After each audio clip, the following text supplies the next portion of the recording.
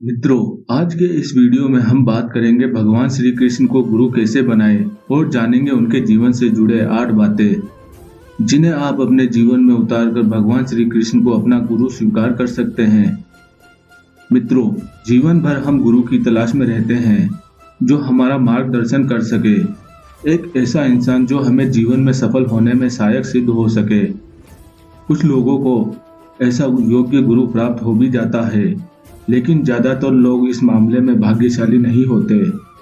वे जीवन भर इसी तलाश में रहते हैं और यह आशा करते रहते हैं कि काश कोई तो हो, ऐसा हो जो उन्हें यह समझा सके कि जीवन को सफल बनाने के लिए क्या किया जाए, जीवन का एक एक पल कैसे जिए ताकि कोई दिक्कत ना आए।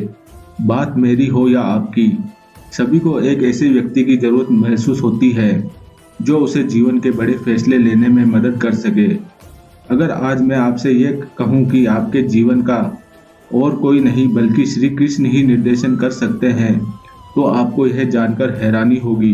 दरअसल श्री कृष्ण के गुणों और उनके स्वभाव को देखते हुए जिन तथ्यों को आज हम आपके सामने प्रस्तुत करने जा रहे हैं, उन्हें जानने के बाद स्वयं श्री हरि के 8वें अवतार भगवान श्री कृष्ण को अपना परम गुरु मानने लगेंगे।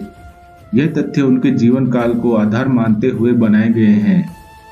उनके जन्म से लेकर उनके वैकुंठ लोक लौट जाने तक उन्होंने किस उद्देश्य से जीवन जिया, यह हमें कई बातें सिखाता है। नंबर 1, शांत एवं सरल जीवन। यह सभी जानते हैं कि श्री कृष्ण बचपन से ही नटखट थे। कान्हा की शरारतें और गोपियों संग उनकी कहासुनी से सभी परिचित है, किंतु एक और यह जानते हुए कि कंस मामा उनकी जान के पीछे पड़े हैं, वे फिर भी शांत थे। श्री कृष्ण भले ही बाल रूप में थे, लेकिन वे श्री हरि के अवतार थे और इस बात से भली भांति परिचित थे कि कंस मामा उन्हें क्षति पहुंचाने के लिए बारंबार प्रयास कर रहे हैं। फिर भी वे शांत रहते थे और मथुरा नरेश के हर प्रहार का मुंह तोड़ जवाब देते थे।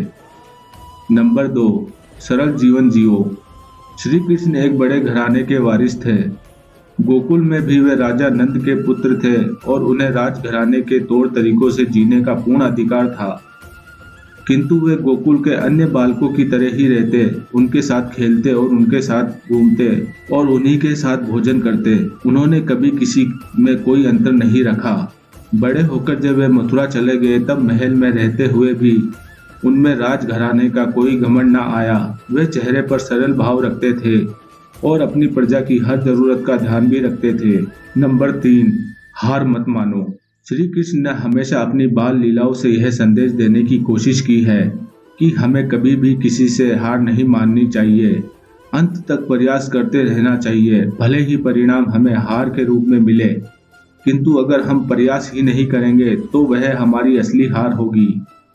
नंबर 4, दोस्ती से बड़ा अनमोल रत्न कोई नहीं। कृष्ण और सुदामा की दोस्ती को कौन नहीं जानता, लेकिन यह दोस्ती महज दोनों के प्रेम के कारण नहीं बल्कि एक दूसरे के प्रति आदर के कारण भी प्रसिद्ध है। किंतु आज के जमाने में दोस्ती के असली मायने कोई नहीं जानता। जब तक दोस्त से मतलब निकल रहा है तब तक वह बहुत अच्छा है, लेकिन जब वह किसी काम को करने में असमर्थ हो जाए तो लोग उससे दूरी बनाने लगते हैं। किंतु श्री कृष्ण ऐसे नहीं थे। उन्होंने वर्षों बाद अपने महल की चौखट पर आए गरीब सुदामा को भी अपने गले से लगाया, उसका स्वागत किया, स्वयं अपने हाथों से सुदामा के पांव धोए, उन्हें इतना आदर सत्कार दिया कि इस दृश्य को देखने वाला हर एक इंसान चकित था। उस पल कोई यह समझ भी नहीं पा रहा था कि कृष्ण एक राजा होकर एक गरीब को इतना सम्मान क्यों दे रहे हैं। सुदामा उस पल अपनी गरीबी का हाल बयां करने के लिए श्री कृष्ण के पास आए थे, किंतु कुछ कह ना सके। वह अपने मित्र को दुख नहीं देना चाहते थे, लेकिन जब वे महल से वापस अपने घर लौटे तो देखते हैं कि उनका घर सोने का बन गया है। यह थी श्री कृष्ण और सुदामा की मित्रता, जहां बिना बोले ही सब समझ लिया गया था। नंबर 5, खुद को अपनी नजरों में मत झुकाओ। श्री कृष्ण आजीवन यह संदेश देते रहे कि दुनिया चाहे तुम्हारे बारे में कुछ भी कहे, लेकिन तुम स्वयं खुद को दोषी मत बनाओ। जिस दिन तुम अपनी नजरों में गिर गए, उस दिन दुनिया में तुम्हें कोई नहीं उठा सकता। नंबर 6, दयालु होना आवश्यक है। श्री कृष्ण यकीनन एक राजा थे। वह चाहते तो एक राजा की तरह अपनी प्रजा पर हुक्म चलाते और अपने सभी अधिकारों का आनंद उठाते, लेकिन उनका नम्रतापूर्ण स्वभाव उन्हें यह करने की इजाजत नहीं देता था। वह कहते थे कि जो इंसान जीवन में दयालु है, जिसमें विनम्रता है, वह सभी के दिलों का राजा है। वह अगर कोई बात प्यार से बोले तो उसे सारा जग मानता है। उसे अपना काम कराने के लिए किसी भी तरह के हक को प्रदर्शित करने की आवश्यकता नहीं है। नंबर 7, महिलाओं का सम्मान करो। नारी हमारी जननी है। यदि हम उसका सम्मान नहीं करेंगे तो हमारे इस दुनिया में होने का क्या लाभ है। श्री कृष्ण ने हमें यही सिखाया है कि हमेशा नारी का सम्मान करो और जरूरत पड़े तो उसके हक एवं सम्मान के लिए लड़ाई करो।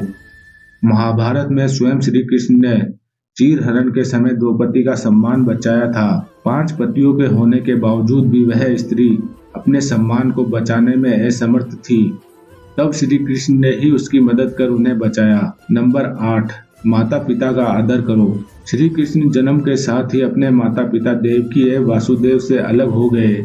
उनका पालन पोषण यशोदा एवं राजा नंद ने गोकुल में किया, यह जानते हुए कि उनके माता पिता उनसे दूर है और ये उनके अभिभावक नहीं है। श्री कृष्ण ने उन्हें दिल से प्रेम किया।